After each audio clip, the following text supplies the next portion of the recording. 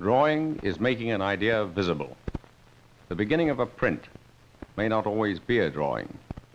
Often the image grows directly out of the plate.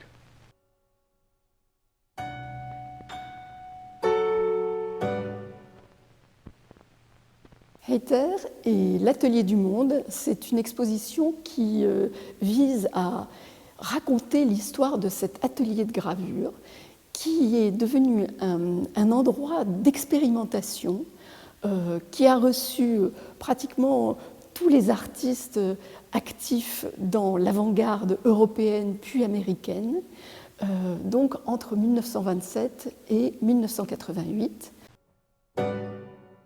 Lorsque Hayter arrive à Paris, donc en 1926, il est d'abord quelqu'un qui a une expérimentation dans le domaine scientifique.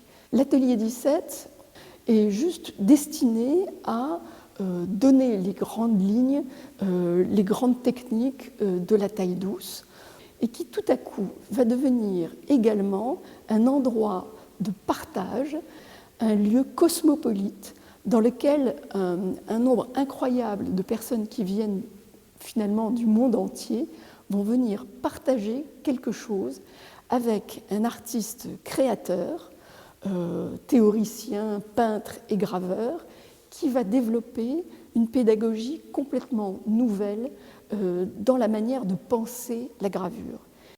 Hayter propose à l'artiste, à l'élève, de travailler directement sur la matrice. Qu'est-ce qu'on fait à l'atelier ?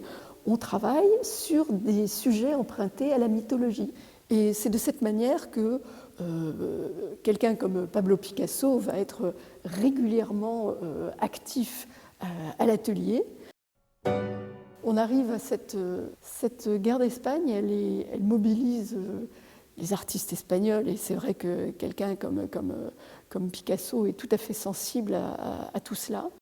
Finalement, Hayter commence à travailler à l'idée de transmettre ce travail développé à l'atelier vers des publications, dans l'idée d'une corrélation entre poésie et gravure.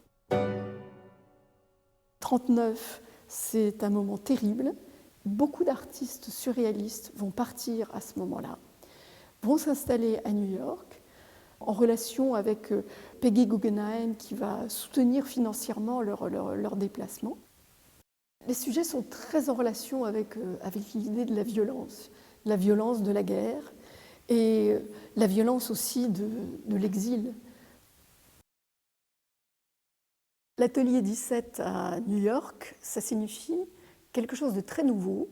C'est la confrontation des jeunes étudiants qui arrivent et découvrent la pratique de la gravure, qui était jusqu'à présent aux États-Unis, laissée très largement de côté et plutôt comme on le disait, quelque chose d'illustratif.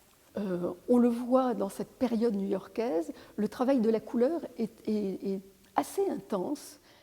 On continue de travailler à la superposition des plans colorés grâce à la sérigraphie, et c'est le cas dans cette gravure de Anita Heyman.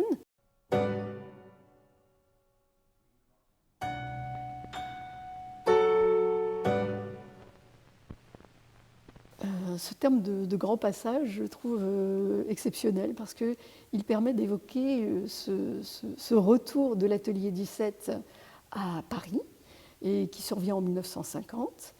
Hayter propose à Enrique Zagnartu de recréer l'atelier 17, ce qu'il fait à partir de 1950. Alors bon, c'est un peu douloureux parce que pendant la guerre, les nazis ont complètement détruit le dernier atelier 17. Mais c'est aussi pour Hayter le moment de reprendre et de réagir autrement à cette adversité. Je crois que ce qu'on peut dire de l'atelier 17, c'est que pour tous les artistes qui ont travaillé en collaboration avec Hayter, ça a été aussi un moment d'une exceptionnelle liberté dans les gestes qu'ils ont pu avoir et dans leur expression artistique, sans véritable contrainte.